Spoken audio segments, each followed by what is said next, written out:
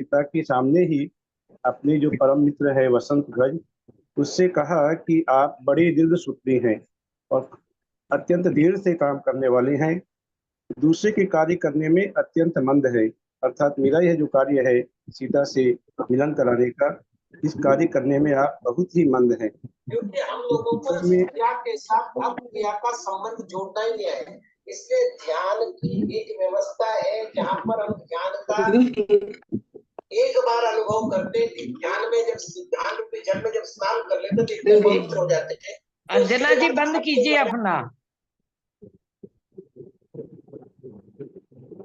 उस सीता के चित्त में जिसका मन लग रहा था, ऐसे दुख उठाते हुए भामंडल को बहुत रात्रियां व्यतीत हो गई थी और वह काफी चिंता में निमग्न था और वह आर्त ध्यान से युक्त था।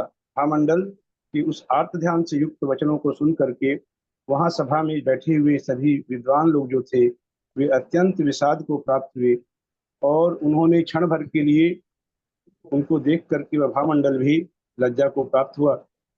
उस समय बृहत्केतु नाम का जो विद्याधर था, उसने यह कहा उस सभा में कि इस बात को क्यों छिपाया जा रहा है कि सीता उसे नहीं मिल सकती, यह बात के लिए साफ साफ बता दिया जाए भामंडल को, तो भामंडल इस विषय में निराश होकर के और सीता की रट लगाना छोड़ देगा, तो यह उसके लिए अच्छा ही होगा।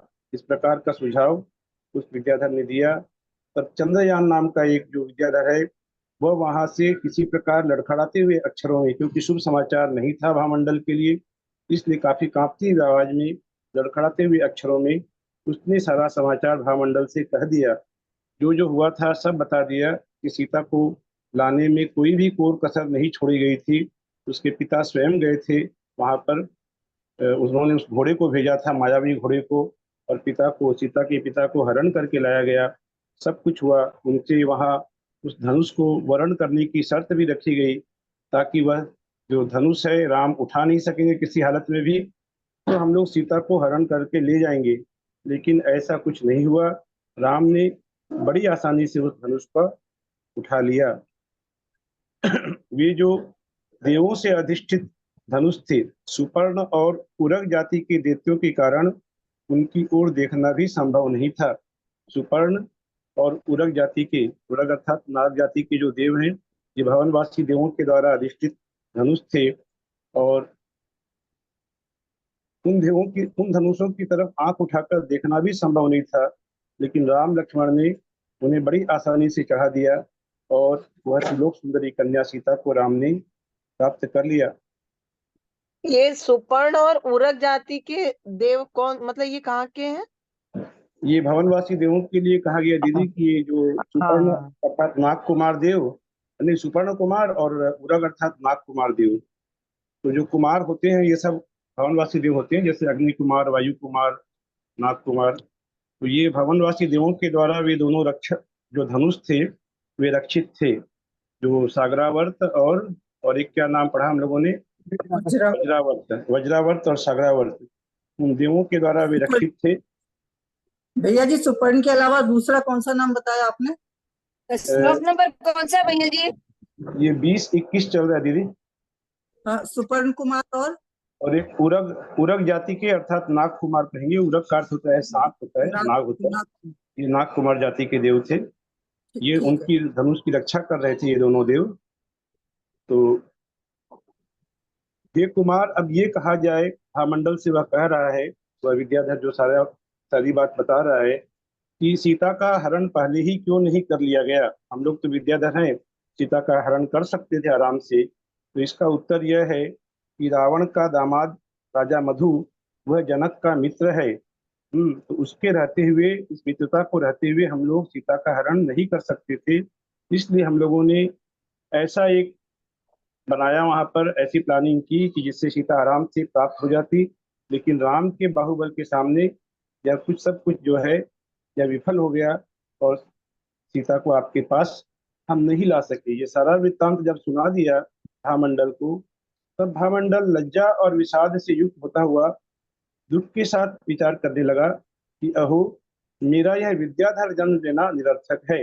मैंने जो विद्याधर में जन्म लिया है, इससे क्या फायदा कि साधारण मनुष्य की तरह उस प्रिया को भी मैं प्राप्त नहीं कर सका।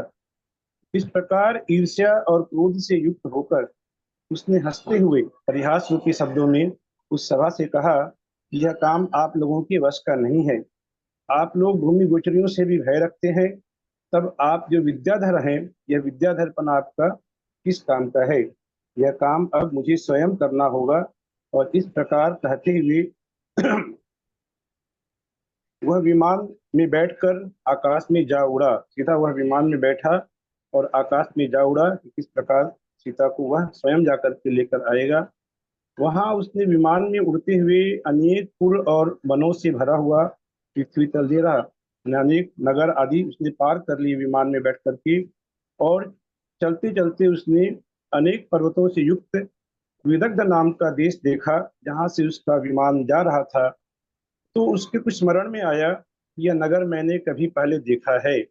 इस प्रकार कस जाति स्मरण उससे हुआ और स्मरण होते ही वह चिंता करने लगा और मूर्छित होकर के वहीं मूर्छा को प्राप्त हो गया। ये उसकी एक यहाँ पे ये ऐसा लिखा है ना कि वहां से उसने पुर और वन से भरा हुआ पृथ्वी तल देखा। पूर्व माने मतलब नगर, पुर और वन से भरा हुआ।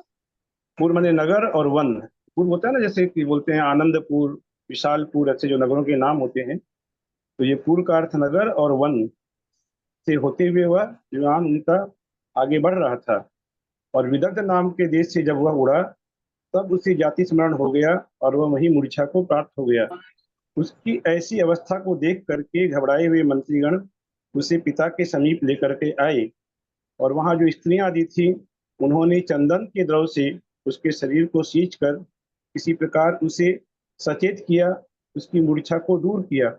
और वे परिहास से वे स्त्रियां आपस में कहने लगी उस कुमार से कि हे कुमार, इतनी कातरता अच्छी नहीं है कि सीता के लिए तुम इस प्रकार जो व्याकुल हो रहे हो, यह व्याकुलपना तुम्हारा अच्छा नहीं है कि तुम बुद्धिमान होकर भी गुरुजनों के सामने इस तरह से तुम मोह को प्राप्त हुए हो। अपने विद्याधरों में भी एक से एक सुंदर कन्याएं हैं, कन्याओं की यहाँ कोई कमी नहीं है। तो हे सुंदर, इस प्रकार तू व्यर्थ ही लोकोपवाद को प्राप्त मत करो। अब लज्जा और शोक से भामंडल का मुख नीचा हो रहा था। वह अत्यंत शर्मिंदगी महसूस हो रहा था, क्योंकि अब उसे यह स्मरण में आ गया कि जिस कन्या के लिए वह इस प्रकार व्याकुल हो रहा है, वह और कोई नहीं, उसकी सगी बहन ही है। और वह कह रहा है कि मुझे धिक्कार हो कि मैंने तीव्र मोह में पड़कर इस प्रकार का विरुद्ध चिंतन किया, जो कि नीच कुल वालों को भी करना उचित नहीं है। इस प्रकार का चिंतन जो कि मेरे जैसे उत्तम कुल वाले ने ऐसी चेष्टा की। मैंने उसके साथ एक ही माता की उदर में, एक ही माता के पेट में मैंने शयन किया है। आज पाप कर्म का मेरा उदय कुछ मंद हुआ, जो मैं यह बात को जान सका हूँ।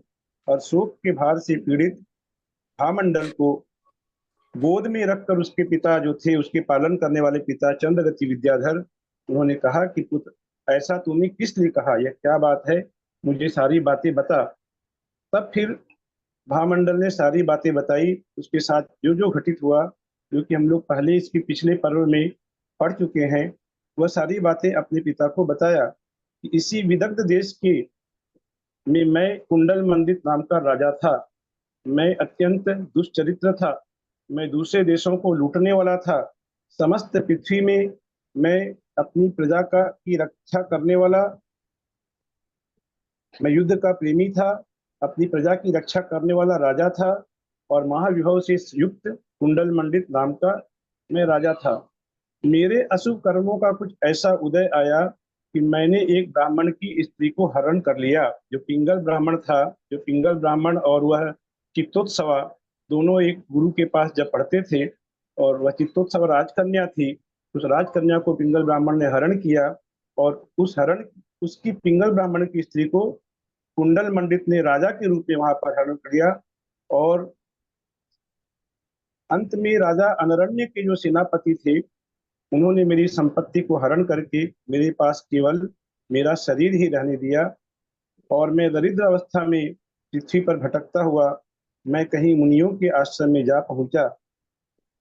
वहां जो तीनों लोकों से पूज्य मुनिराज थे, उनसे मैंने अरिहंत भगवान का पवित्र धर्म प्राप्त किया। ये हम लोग पढ़ चुके हैं कि वहां मुनिराज से उसने ज्यादा कुछ तो नहीं, लेकिन सम्यक दर्शन प्राप्त किया और मद्य मांस का त्याग किया था।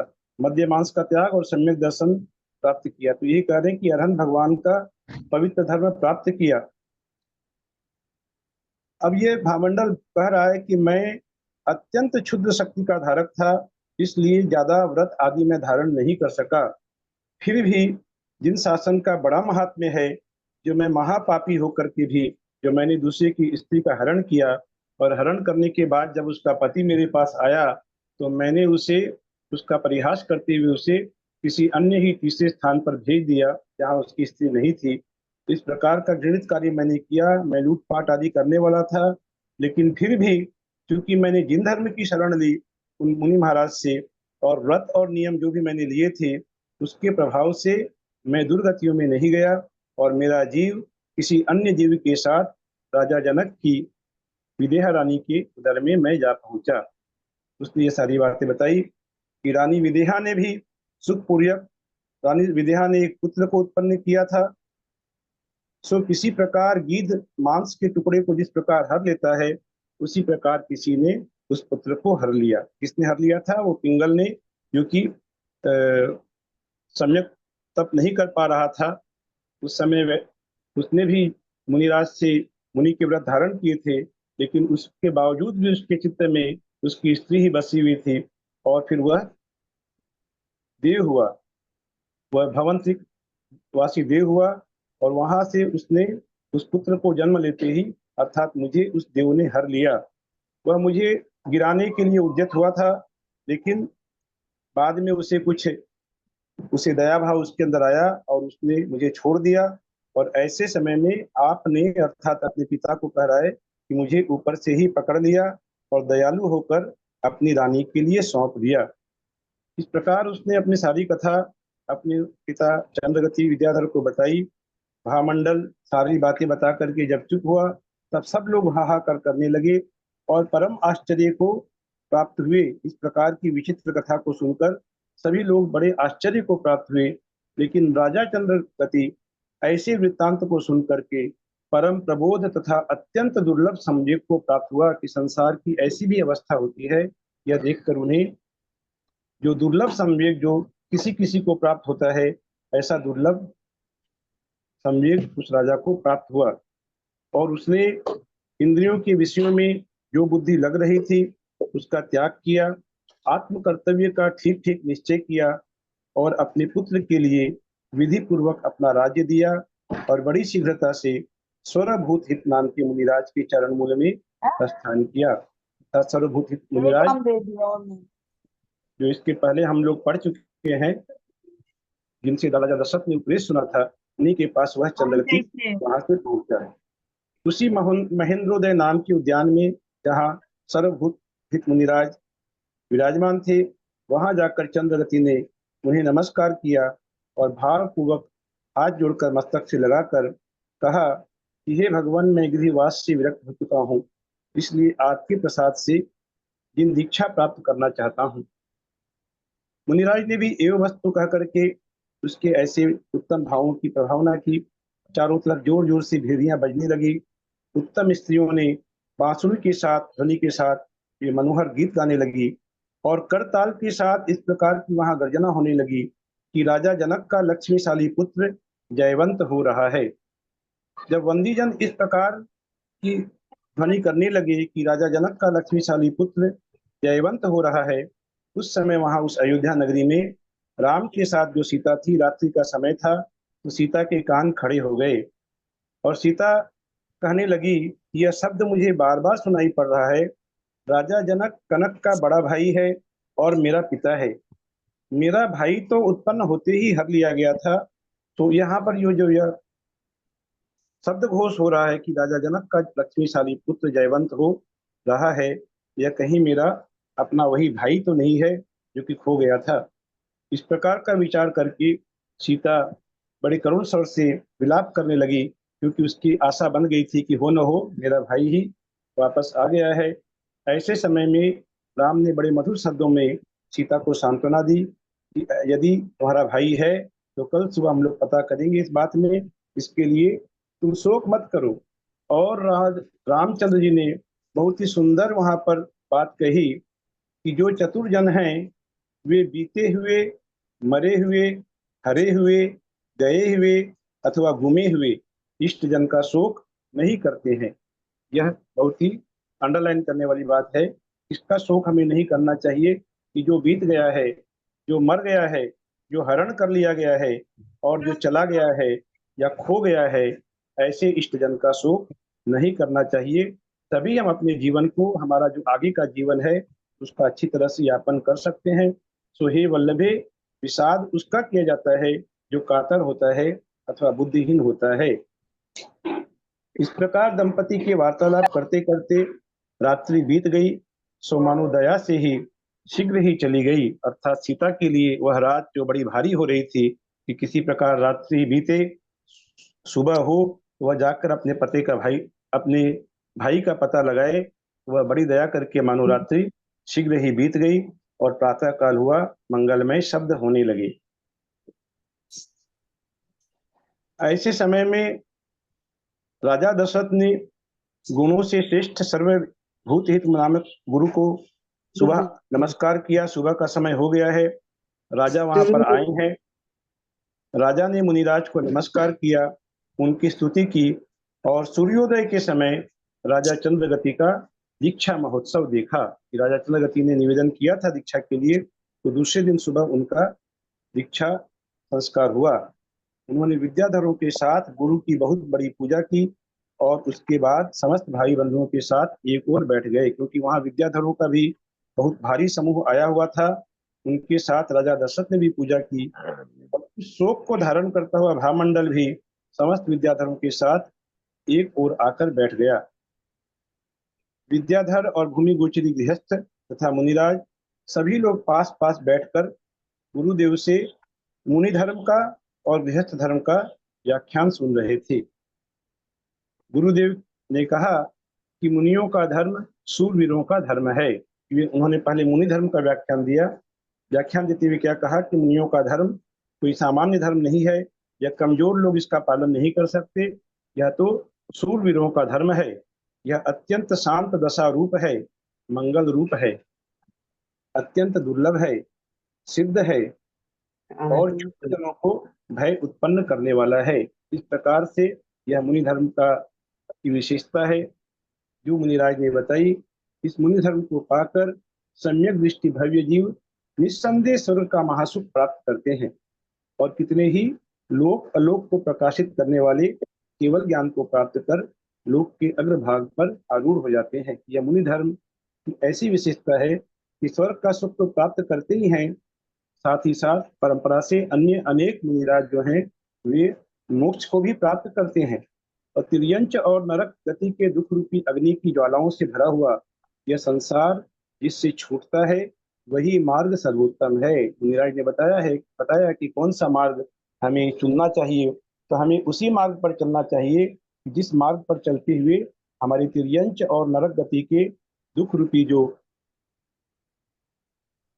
अग्नि की ज्वालाओं से भरा हुआ यह संसार है, ऐसा संसार हमारा छूट जाए, इस मार्ग को चयन करने का उपदेश मुनिराज ने दिया।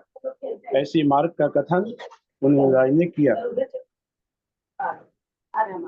मुनिराज के चित्त आह्लाद उत्पन्न करने वाले थे। मुनिराज के जो वचन थे वे समस्त जीवों के चित्त में आह्लाद उत्पन्न करने वाले थे और सभी के चित्त प्रसन्नता से भर रहे थे। ऐसे लोगों ने संदेह रूपी संताप को नष्ट करने वाले मुनिराज के वचन रूपी मुनिराज के वचन रूपी जल का अपने अपने कर्ण रूपी अंजुलि कूट से पान किया। कि मुनिराज के वचन रूपी जल और उस जल का पान कर रहे हैं कैसे, अपने कानों रूपी कर्ण रूपी जो अंजलि है उससे सबने खूब जी भर करके मुनिराज की उन वचनों का पान किया। तदनंतर जब वचनों में अंतराल पड़ा, अर्थात मुनिराज धारावाहिक उपदेश देते जा रहे थे, तो जिस समय में जब मुनिराज उपदेश देते हैं उस समय बीच में कुछ बात पूछना मर्यादा के विरुद्ध होता है, इसीलिए बीच में नहीं पूछा। जब वचनों में कुछ अंतराल पड़ा, थोड़ा सा जब वहां पर ब्रेक हुआ, विराम लगा, तब ऐसे समय में राजा दशरथ ने पूछा कि हे नाथ, विद्याधरों का राजा चंद्रगति वैराग्य किस कारण से इसे हुआ है। यह उसने जिज्ञासा की कि ऐसा क्या कारण है जो चंद्रगति को वैराग्य की प्राप्ति हुई है।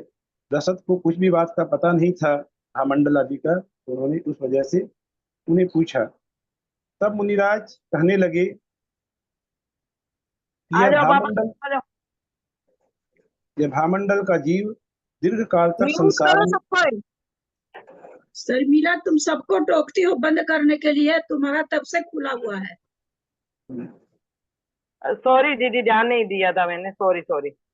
अब म्यूट कर लीजिए प्लीज। हाँ, सब कोई तो बंद करिए, मुनिराज का, 4 मिनट में खुला हाँ, हुआ है। मुनिराज कहने लगे कि भामंडल का जीव दीर्घ काल तक संसार में भ्रमण कर अत्यंत दुखी हुआ है। बहुत लंबे समय से यह भ्रमण करता आ रहा है, और अंत में जब यह भामंडल के रूप में पैदा हुआ, तब वह राजा चंद्रगति को प्राप्त हुआ, जिसे राजा चंद्रगति ने अपनी पुष्पवती भार्या को अर्थात रानी को सौंपा। जब यह भामंडल तरुण हुआ तो इसे स्त्री विषयक चिंता को प्राप्त हुआ। उसने अपनी बहन का ही चित्रपट देखा और अज्ञानतावश यह अत्यंत व्यथा को प्राप्त हुआ है। सीता की मंगनी करने के लिए जो मायावी अस्त्र के द्वारा राजा जनक का हरण हुआ था, अंत में सीता का धनुष स्वयंवर हुआ था, और उस स्वयंवर में राजा दशरथ के पुत्र राम ने सीता का वरण कर लिया। जब यह जानकारी भामंडल को मिली तो भामंडल परम चिंता को प्राप्त हुआ, और उसे अपने पूर्व भाव का स्मरण हुआ, जो थोड़ी देर पहले अभी हम लोग पढ़ चुके हैं। उसी बात को मुनिराज कह रहे हैं, उसे स्मरण हुआ, और सचेत जब हुआ, उसकी चेतना लौटी। तब राजा चंद्रगति ने इसका कारण जब पूछा, उसने अपनी पूर्व भाव की सारी वार्ता जैसी जैसी हुई थी वह बता दी। भामंडल ने यह कहा कि मैं राजा अमरण्य के देश में राज्य में उपद्रव आदि किया करता था। भामंडल ने अपनी सारी बातें बताई उनको कि पिंगल नामक ब्राह्मण की स्त्री का मैंने हरण किया था, और मैं लूटपाट आदि किया करता था। ऐसे समय में राजा अमरण्य के सेनापति ने मुझसे सब कुछ छीनकर मुझे देश से निकाल दिया, और मैं भटकता हुआ मुनियों के आश्रम में पहुंचा। वहां मैंने अनामिष अर्थात मांस त्याग का व्रत धारण कर लिया। आमिष का अर्थ होता है मांस, अनामिष अर्थात मांस का त्याग।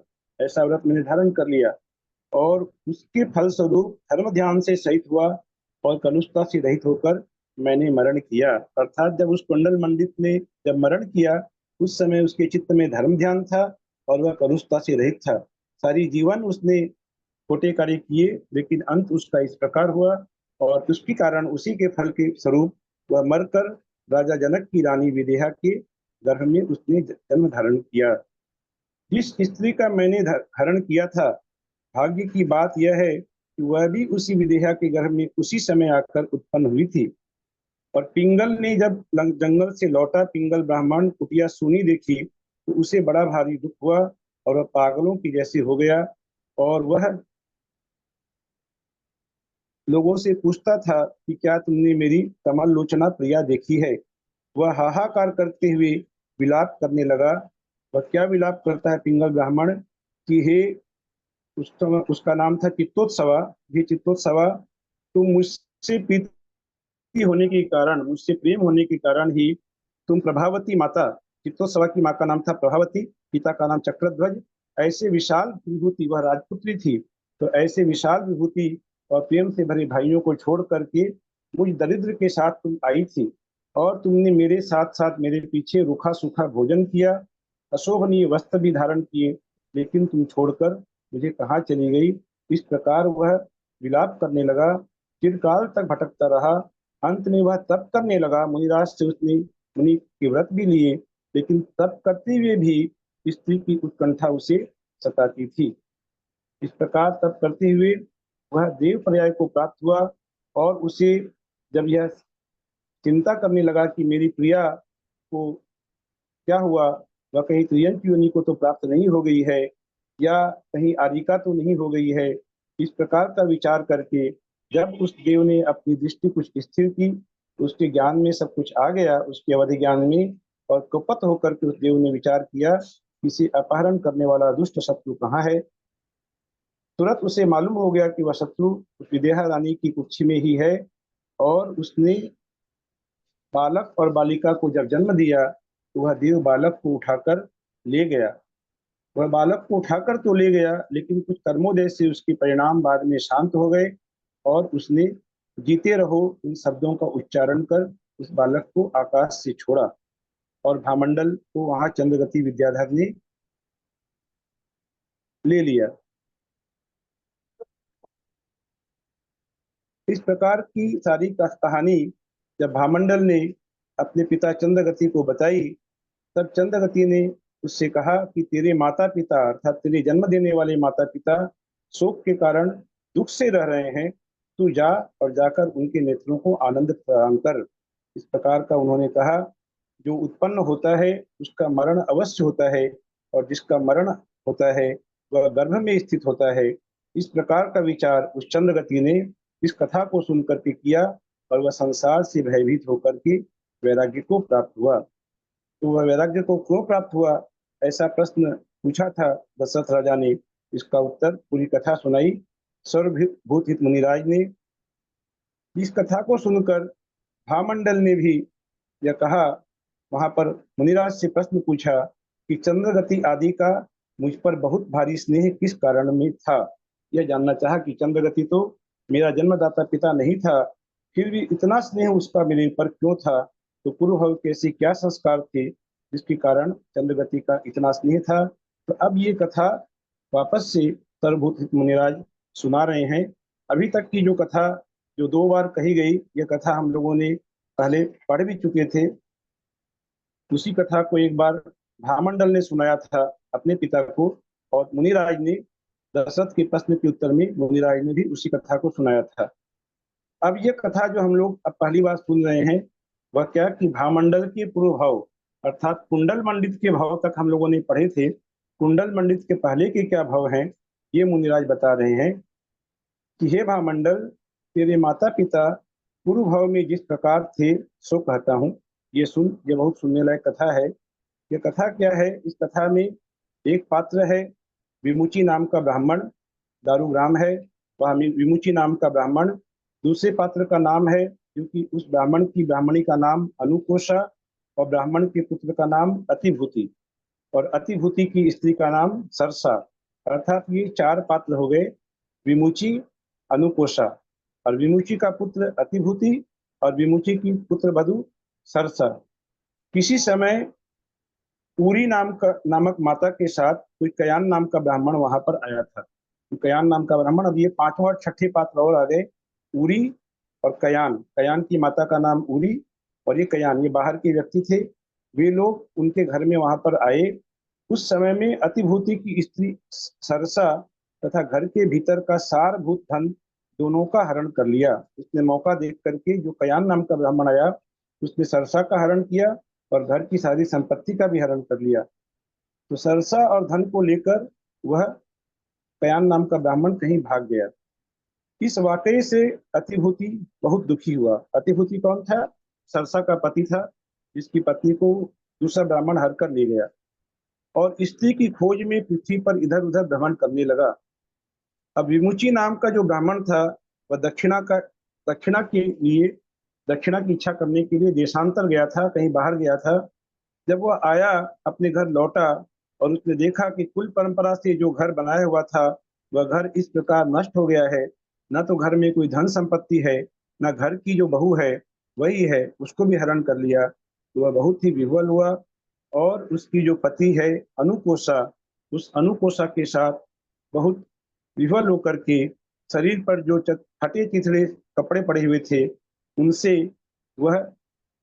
उसने सांत्वना दी अपनी पत्नी को। और कयान की माता, जिस कयान ने हरण करके ले गया था उनकी पुत्र वधु को, उस कयान की माता उरी के साथ पुत्र को ढूंढने के लिए गया।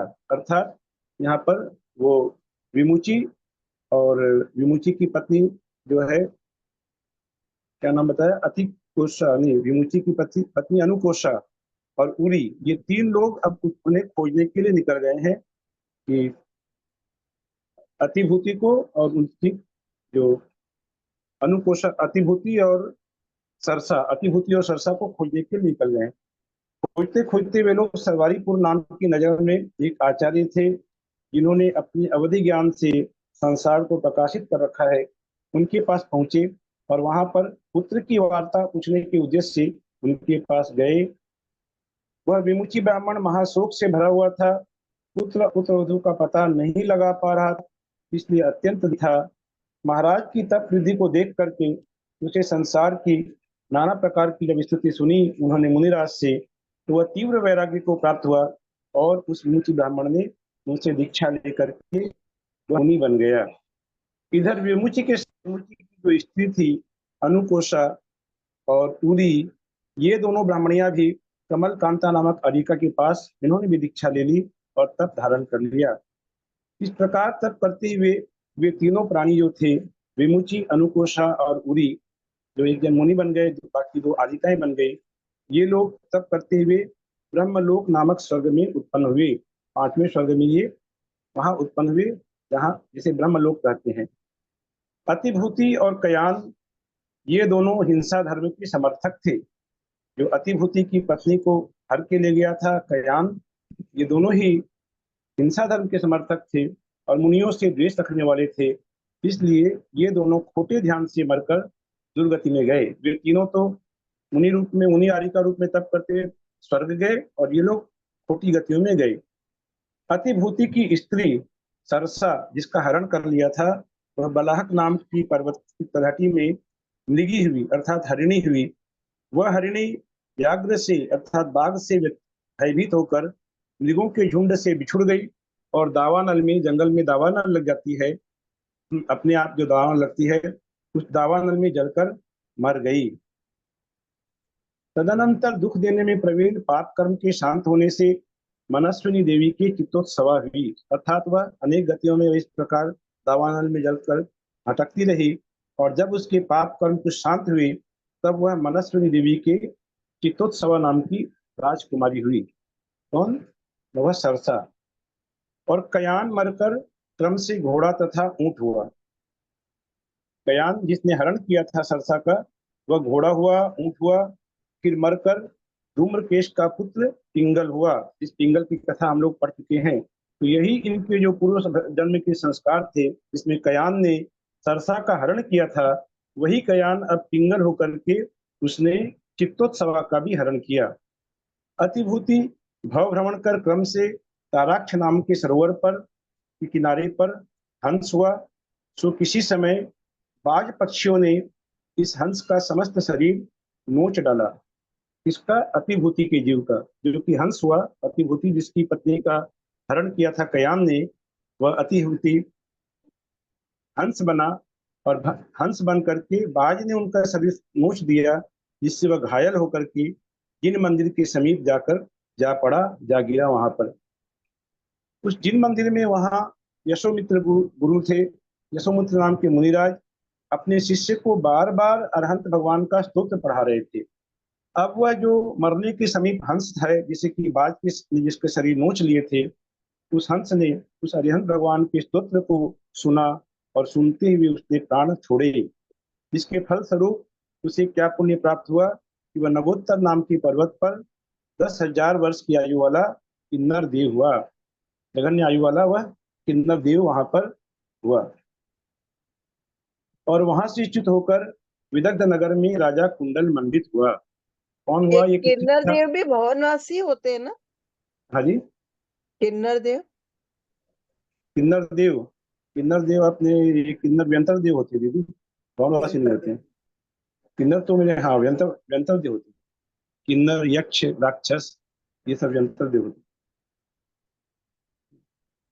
तो वहां से च्युत होकर यह कुंडल मंडित राजा हुआ। अर्थात ये अतिभूति जो था, अतिभूति क्या बना? घोड़ा बना, ऊंट बना, फिर बाद में यह हंस बना।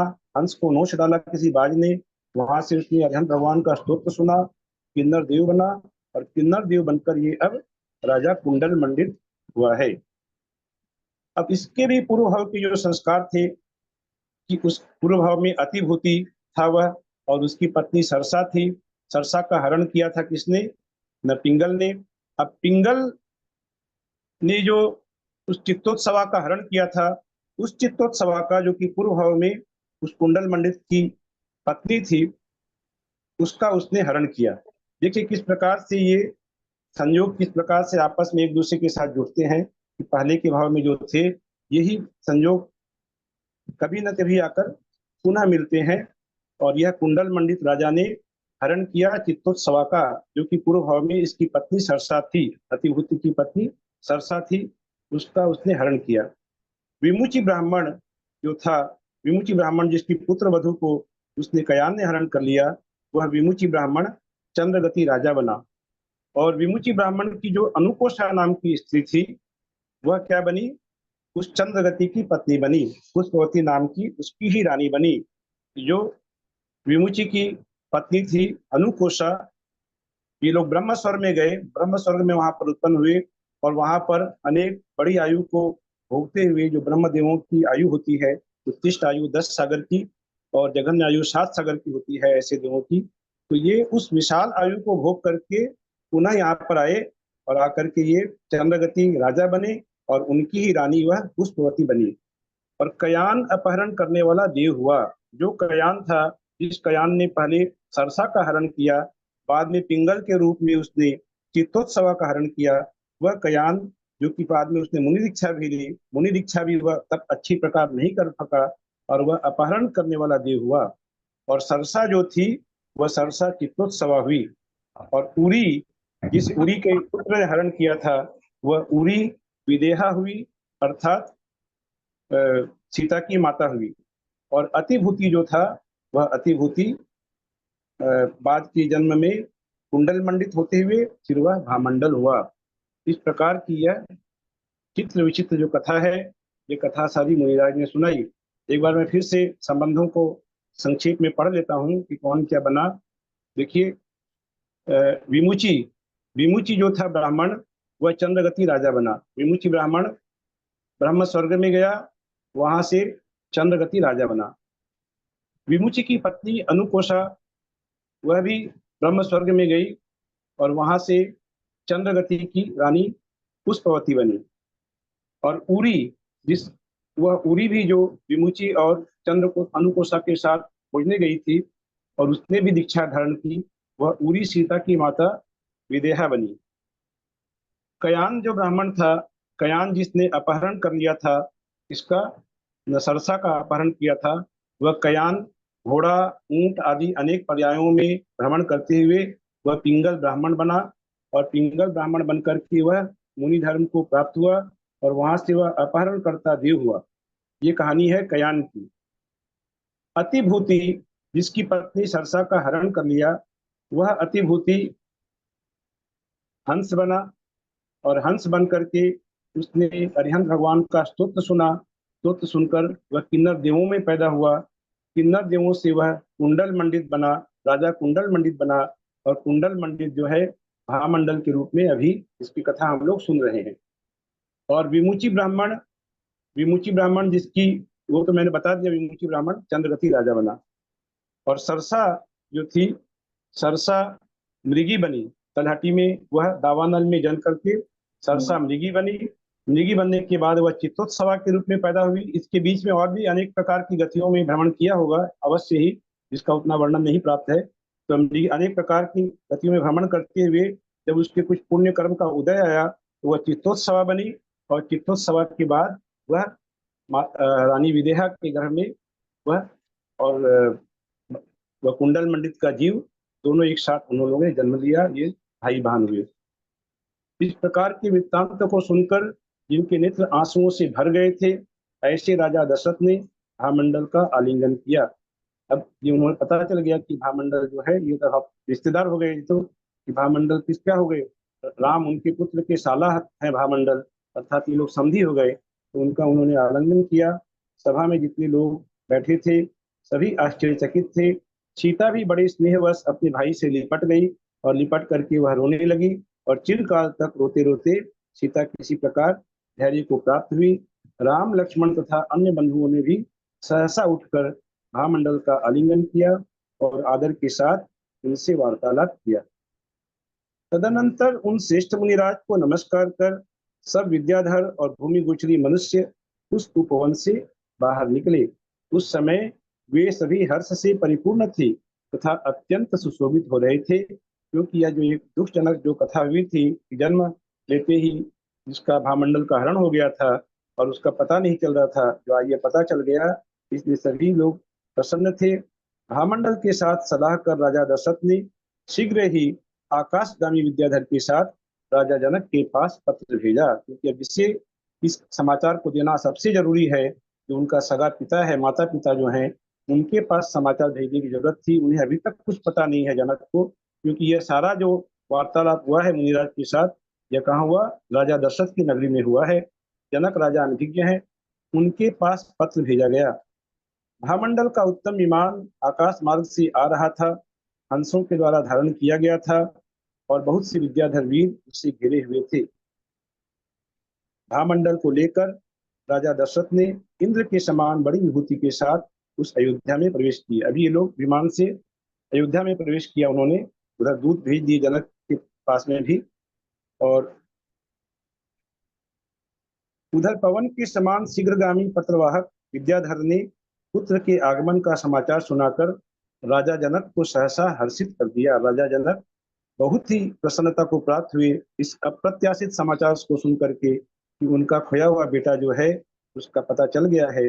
उनका सारा शरीर हर्ष से रोमांचित हो उठा और वे उस विद्याधर से पूछने लगे कि क्या मैं स्वप्न देख रहा हूँ या जागृत अवस्था में हूँ। इस प्रकार से उन्होंने वहां पर आश्चर्य प्रकट किया। ऐसे राजा जनक ने उस पत्रवाहक विद्याधर का इस प्रकार आलिंगन किया, जिसने की इस सुख सूचना को दी थी कि मानो उनका साक्षात पुत्र ही आ गया हो। अभी पुत्र आया नहीं है, विद्याधर ही आया है सूचना देने वाला, उसी का उन्होंने आलिंगन किया और बड़े हर्ष के साथ नृत्य करते हुए उस विद्याधर के लिए, जिस विद्याधर ने यह सूचना दी थी कि आपके पुत्र का पता चल गया है, उस विद्याधर के लिए अपने शरीर पर स्थित समस्त वस्त्राभूषण दे दिए, सब कुछ उतार करके उस विद्याधर को दे दिया। इतनी उन्हें प्रसन्नता हुई कि शरीर पर सिर्फ उतने ही वस्त्र रहने दिए, वे नग्न नहीं दिखाई दे, और बाकी सब जितने भी वस्त्र आभूषण थे सब उस विद्याधर को उन्होंने वहां पर उपहार के रूप में दे दिया। तदनंतर राजा जनक समस्त भाई बंधुओं के साथ विमान पर आरूढ़ होकर निमेष मात्र में अयोध्या जा पहुंचे। राजा जनक अयोध्या में गए हैं, वहां पर बहुत ही धूमधाम के साथ वहाँ उत्सव का सा माहौल है, और उन्होंने आकाश से शीघ्र ही उतरकर उन्होंने पुत्र का आरूढ़ आलिंगन किया। निमेष मात्र में अयोध्या जा पहुंचे। उस समय अयोध्या तुरही के मधुर शब्द से शब्दायमान हो रही थी। अच्छा, जनक अयोध्या में गए हैं। जनक ने यह जब समाचार सुना तो जनक तो फिर किस प्रकार रुकेंगे, तो जनक शीघ्र ही विमान पर आरूढ़ होकर और वे अयोध्या में जाकर पहुंचे हैं, और उन्होंने पुत्र का गाढ़ आलिंगन किया। आलिंगन जन्य सुख से उनके नेत्र निमीलित हो गए और क्षण भर के लिए वे मूर्छा को प्राप्त हो गए। माता विदेहा भी पुत्र को देखकर तथा आलिंगन कर हर्ष के अतिरेक से मूर्छित हो गई, और जब उसकी चेतना लौटी तो वह रुदन करने लगी। इस प्रकार का रुदन करने लगी कि त्रियंकियों को भी दया उत्पन्न हो जाए। वह विलाप करती हुई कहने लगी कि हाय पुत्र, तू उत्पन्न होते ही किसी विकट वैरी के द्वारा क्यों अपहरित हो गया था। इस प्रकार से वह वहां पर विलाप करने लगी, और आज चिरकाल के बाद तेरे दर्शन रूपी जल से मेरा मन शांत हुआ है। और वह बड़ी सुंदर बात कह रही है विदेहा। वह क्या कहती है कि पुष्पवती बड़ी ही धन्य और भाग्यशालिनी उत्तम स्त्री है। कि पुष्पवती जो कि चंद्रगति की पत्नी, भामंडल का लालन पालन जिसने किया था, उससे बताया कि बड़ी धन्य है, वह बड़ी भाग्यशालिनी है कि जिसने की बाल्य अवस्था में पीड़ा से धूल धूल से तेरे अंगों को अपनी गोद में रखा है, और चंदन से लिप्त और केसर के तिलक से सुशोभित तेरे मुख का चुंबन किया है। ऐसे तेरा जो बचपन देखा है जिसने, वह जो पुष्पवती है वह बहुत ज्यादा धन्य है, बहुत धन्य है। जिस प्रकार हम लोग वैदिक कथाओं में भी यह कथा आती है, वैदिक जो कृष्ण की जो कथा आती है उसमें इस प्रकार कहते हैं कि देवकी कहती है यशोदा को कि यशोदा तू बड़ी धन्य है। इसलिए धन्य है कि मैंने तो कृष्ण को जन्म दिया, लेकिन तूने उसके बचपन को देखा है, तूने उसका लालन पालन किया है, इसलिए तू धन्य है। इसी प्रकार से यहाँ पर पुष्पवती भी पुष्पवती को कह रही है विदेहा कि तू बड़ी धन्य है कि तूने उसे अपना दूध पिलाया है मेरे पुत्र को। जिस प्रकार ऐरावत क्षेत्र में जिन्भा नाम के जिन शासन नाम की सेवक देवी रहती है, उसी प्रकार वह भामंडल पर दृष्टि लगाकर अर्थात उसे देखती हुई सुख रूपी सागर में निमग्न होकर रहने लगी। माता विदेहा जो है वह बहुत सुखी हुई पुत्र को पाकर। और हे देव, अब ये यहाँ पर 1 मास तक ये लोग रहे अयोध्या में। 1 मास तक रहने के बाद में भाई बंधुओं के समागम से प्रसन्न भामंडल ने रामचंद्र से कहा, ये लोग जो जनक और भामंडल आदि जो आए थे सब अयोध्या में 1 मास तक वे रुके और रुक कर वे जाने लगे। तब उन्होंने कहा राम से कि हे देव, सीता के आप ही शरण हो और आप ही इसके सर्वोत्तम बांधव हो। आप इसके हृदय में इस प्रकार विद्यमान रहे कि जिससे यह उद्वेग को प्राप्त न हो। मेरी बहन जो है उसे आप सदा सुखी रखें, यह उद्वेग को प्राप्त नहीं हो। इस प्रकार से उसने वात्सल्य पूर्ण वहां पर वार्तालाप किया रामचंद्र से। और माता विदेहा ने भी सीता का आलिंगन कर कहा कि हे बेटी, तू अपने सास ससुर को प्रिय हो।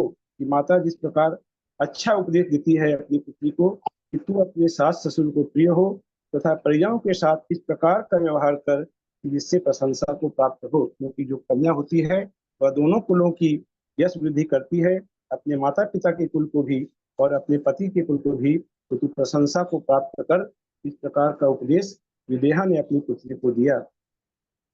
गौतम स्वामी राजा श्रेणिक से कहते हैं कि हे मगधेश्वर, पूर्व भव में किए हुए धर्म का यह महात्म्य देखो कि धर्म के महात्म्य से ही राम ने विद्याधरों का राजा भामंडल जैसा बंधु प्राप्त किया, गुण तथा रूप से परिपूर्ण सीता जैसी पत्नी प्राप्त की तथा देवों के समूह से अधिष्ठित कवच हल गदा आदि से युक्त वह दुर्लभ धनुष प्राप्त किया। यह सारा जितनी उपलब्धि है राम की वह किससे था?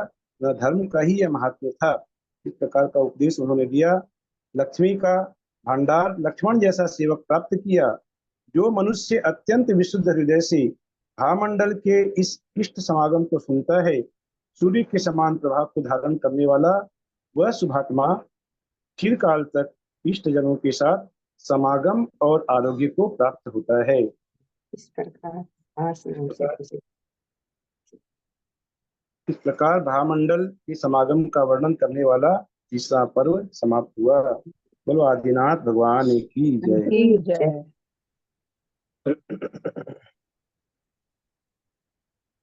ये पूर्व भाव की जो कथाएं हैं, ये कथाएं पूरी बहुत वाला ही कथा रोचक। तो भाई साहब, हाँ? उरी वाली कथा, उरी वाला जो कथानक आया पूरा, मैं तो कल हाँ, पढ़ के थोड़ा भी मुझे 6 ऑप्शन नहीं बना, थोड़ा भी नहीं बना। किसको क्या हाँ। बना रहे हैं, किसको क्या। आज आप एक बार बोले तब भी कुछ नहीं बना, दोबारा जब संक्षेप में बोले तब जाके थोड़ा सा पल्ले पड़ा है। ये तो कितने दीदी 8-10 पात्र आ गए एक साथ। आप इतना गूढ़ शास्त्र समझा रही हैं, गोमट सार आदि सब समझा रही हैं, तो आपकी दिमाग नाम नहीं याद रहते ना, नाम ये नहीं सब हम याद लोग रहते। जो है ये बाप रे बाप, और कैसे आप ये सब क्या है कि ये बड़ी बड़ी माने ये गलियां हैं। इस गली के अंदर गली छोटी, बड़ी गली हाँ के भीतर छोटी गली, छोटी गली से फिर और छोटी गली। अभी तो कथा ही नहीं है। ऐसी कथाओं का आएगा कि कथा में कथा, कथा में कथा, इस प्रकार की कथाएं आएंगी कि कथाओं के जाल में ही जैसे गलियों में भटक जाते हैं लोग, उस तरह से कथा हम लोग भटक जाएंगे। कथा तो इसमें जो है चित्त को बहुत ही स्थिर एकदम रख करके और पूरा सही रास्ता निकालना होगा कि इनका आपस का जो संबंध है वो निकालना होगा। ये कथाएं अभी बहुत आने वाली हैं। और आगे जो 31वां पर्व है, इसमें दशरथ महाराज अपने पूर्व भाव पूछेंगे और दशरथ महाराज के 8 भावों का वर्णन करेंगे मुनिराज। 8 भाव बताएंगे और बताने के बाद शायद इसी भाव में ही, इसी पर्व में ही दशरथ महाराज का भी वैराग्य होगा। उन्हें अब वैराग्य प्राप्त होगा और वे राज्य छोड़ देंगे।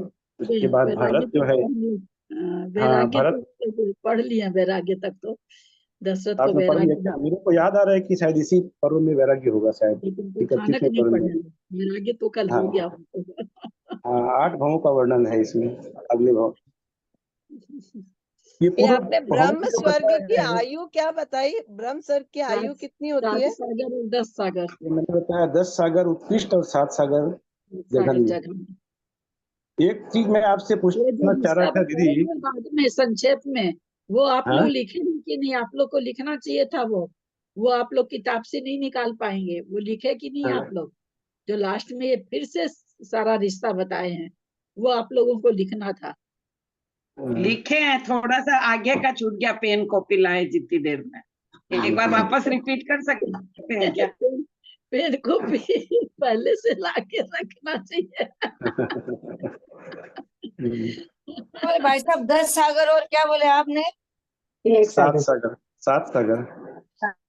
दीदी मैं आपसे एक चीज पूछ रहा था, ये चीज मेरे को थोड़ा सा आपसे इसका समाधान लेना है कि यहाँ पर जो तीनों के लिए कहा कि वे ब्रह्म स्वर्ग में उत्पन्न हुए, इसके लिए ना उरी के लिए और अनुकोशा और विमुची, ये तीनों ब्रह्म स्वर्ग में उत्पन्न हुए। तो उत्पन्न हुए का अर्थ आपने क्या लेंगे? मतलब उत्पन्न हुए माने फिर ये कि वो देवलोक पर्याय में उत्पन्न हुए, कि देवी तो पहले और दूसरे स्वर्ग तक ही जाती हैं, देवियां वहां ही उत्पन्न होती हैं, उसके आगे तो फिर देवलोग उन्हें ले जाते हैं। नहीं नहीं, वो कहा जाता है वैसे पहले दूसरे हाँ, स्वर्ग में उत्पन्न होती है, पर वहां के देव आके ले जाते हैं ना, तो वहीं की देव आकर देवियां ले जाते हैं ना, ये मतलब कहने का मतलब ये है कि देव आकर उनको ले गए।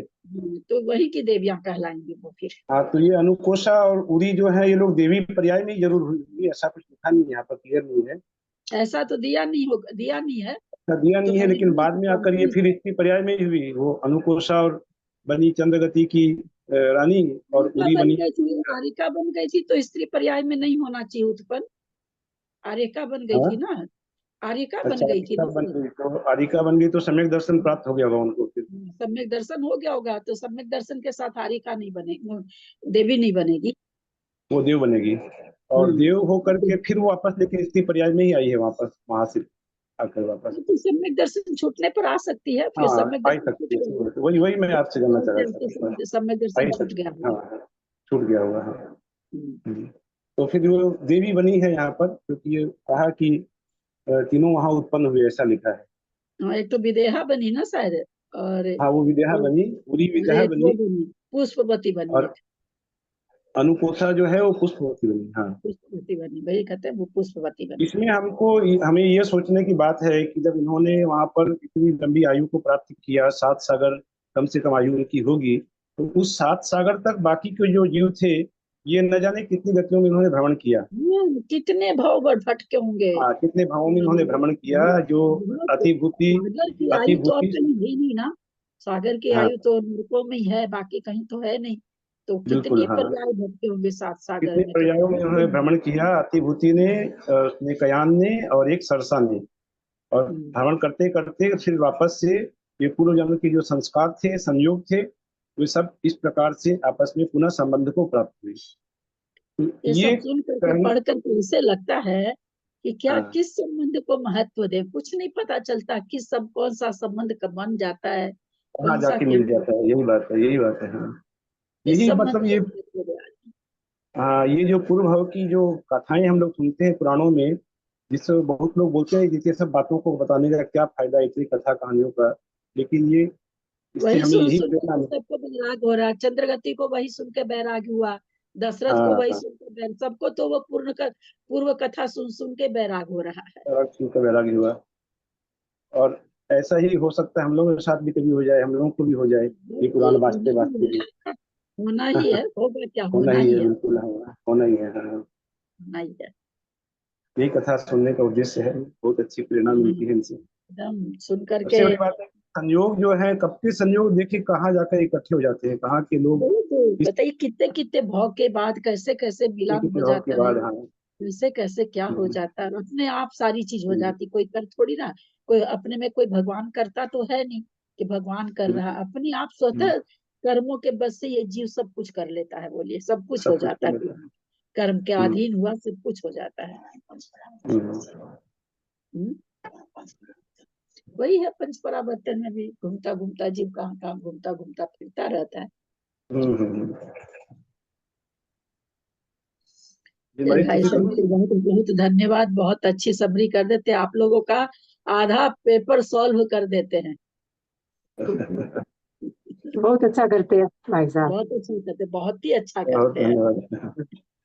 इसलिए हम लोग को ना, वो कहते हैं ना कि जब किसी के मुंह में क्या नाम है सो, एक कहावत है ना, शेर का मांस लग जाए तो फिर वो दूसरे पशु का मांस नहीं खाता, तो वैसे अब इनके मुंह से सुनने लगे तो और किसी से कराने का मन ही नहीं करता है, इन्हीं का वेट करते हैं। ऐसा, ऐसी कोई बात नहीं है। मेरा आपके साथ संयोग हुआ, आपके साथ संपर्क हुआ, ये मेरे लिए बहुत बड़ा सौभाग्य है।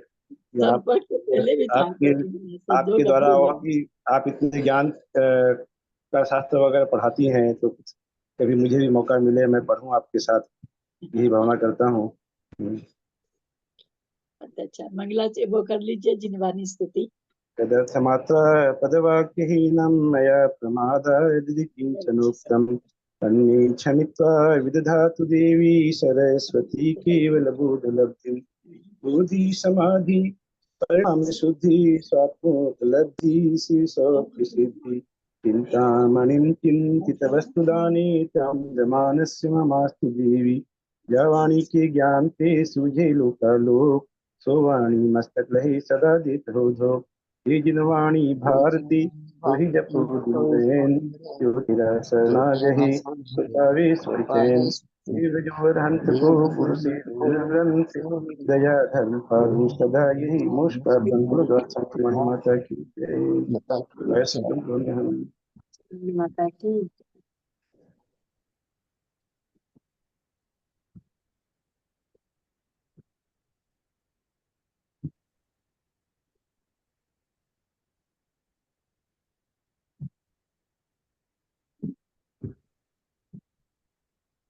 सभी प्रतिवाद सरिता जी को प्रणाम, भाई साहब को सभी बड़ों अंजना जी को को प्रणाम, वंदना, सादर बड़ों को प्रणाम, राजेंद्र सभी को विक्रम प्रणाम, जय सभी को सादर जिनेन्द्र जय जिनेन्द्र जय सभी बड़ों जिनेन्द्र को बाकी सादर सभी बड़ों को प्रणाम, जय जय जय जिनेन्द्र जिनेन्द्र। भैया जी को प्रणाम, सभी बड़ों को प्रणाम, सभी को जय जिनेन्द्र। दीदी को प्रणाम वंदना, दीदी, प्रणाम भाई साहब, सादर प्रणाम, ललिता दीदी को प्रणाम। सभी को सादर प्रणाम। अंजना जी से सादर वंदना, ललिता जी भाई साहब से सादर प्रणाम, सभी सबको बड़ों जय को सादर जिनेन्द्र। प्रणाम, जय सभी को हिंद, जय जय जिनेन्द्र। हिंद, जय हिंद। सभी बड़ों को सादर चरण पर सभी को जय जिनेन्द्र। सभी सभी को बड़ों का जय चरण जिनेन्द्र, स्पर्श, सभी बड़ों को सादर चरण। महिमाधारी को वंदना, सभी को जय जिनेन्द्र। अंजना जी को वंदना, बड़ों का सादर चरण स्पर्श, सभी से सादर जय जिनेन्द्र। सभी को सादर जय जिनेन्द्र। अभी पेपर है आप लोग का, तुरंत आ जाएगा पेपर। सबको बेस्ट बेस्ट ऑफ लक, सबको फुल मार्क्स लाइएगा। कितनी बढ़िया सबरी करते हैं, लाना ही चाहिए सबको, है ना। कितनी बढ़िया सबरी सुने हैं सबको। आधा पेपर तो आपका सॉल्व कर देते हैं। उनके बोलने से पता चल जाता कि क्या प्रश्न होगा। उनके बोलने के स्टाइल से पकड़ में आ जाता है थोड़ा थोड़ा कि क्या देने वाले हैं ये। उस प्रश्न को पॉइंट कर देते हैं वो। हाईलाइट कर देते हैं। चलिए, सबको बेस्ट ऑफ लक। आप पेपर तुरंत ही भेज देंगे। बढ़िया से भेज दिए। चलिए, एंड कर रहे हैं मीटिंग को।